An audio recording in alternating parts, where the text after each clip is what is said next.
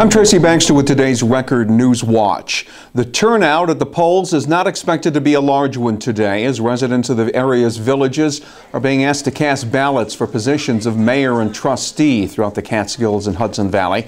There are a couple of political races in the spotlight. One is in the village of Monticello, where controversial Mayor Gordon Jenkins is trying to win re-election over two challengers, Republican David Rosenberg and conservative Victor Marinello. And there is the special election being held in the 100th State Assembly District that includes the city and town of Newburgh.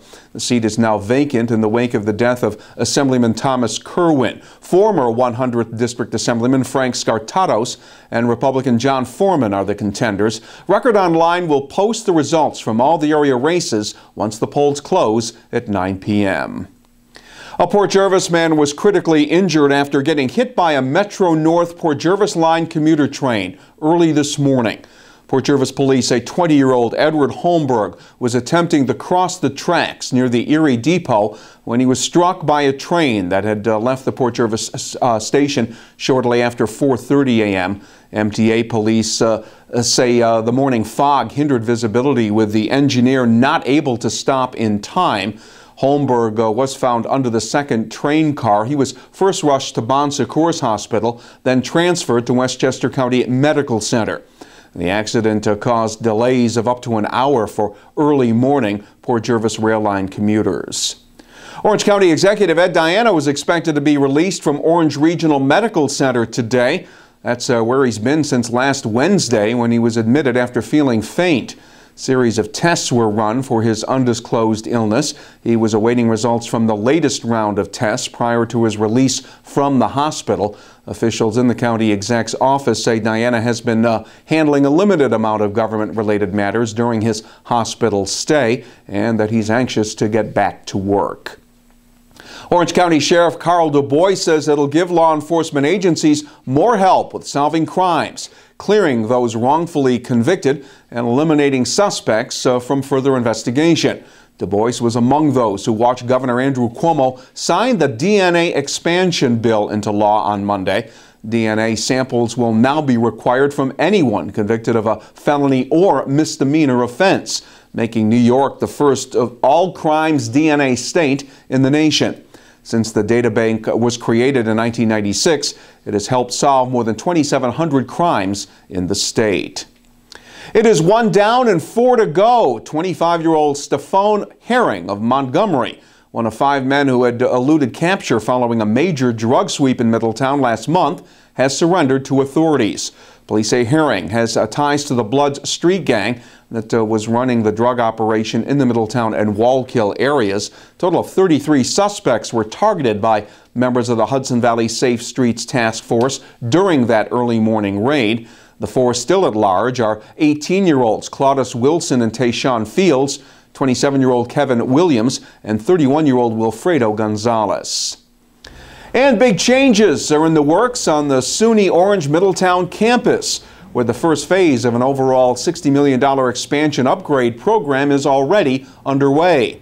By July, the Kinder College Lab School building will be completed. It'll house the college daycare center and lab school for education classes. Next month, work begins on a 380-space parking garage that'll open next January at the existing phys ed building parking lot. The temporary loss of those parking spots will be offset by parking space at the nearby Paramount Theater and South Winds. That'll be connected to the college through shuttle service. The existing tennis courts will also be used as extra parking space in the interim. And the Sarah Wells building will be demolished to make way for a new science and engineering center. College President Dr. Bill Richards says when that's completed in June of 2014, it'll result in a major campus consolidation.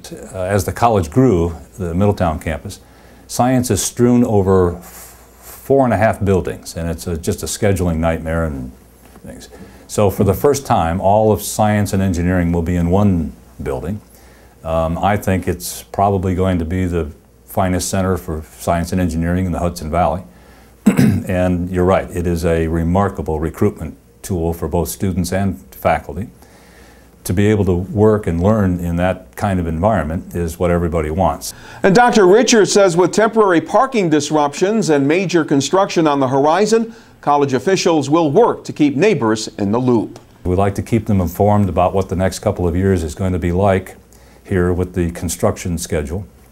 And for the next couple of years, particularly at the science end of the campus, it's going to be a little messy. It's a construction zone.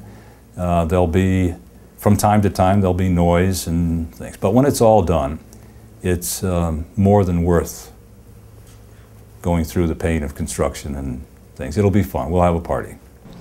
Richard says while the college's Newburgh campus has benefited from major building projects in the past couple of years, the Middletown campus hasn't had any major capital improvements in the past 40 years.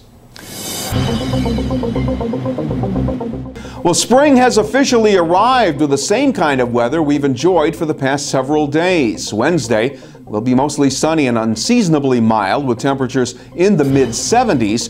Thursday could be a record breaker with the highs in the upper 70s to around 80 degrees. That's under a partly cloudy sky. Stay with Record Online to keep up with breaking news all day long and get a complete look at all the day's events in tomorrow's Times-Herald Record. For Record Newswatch, I'm Tracy Baxter.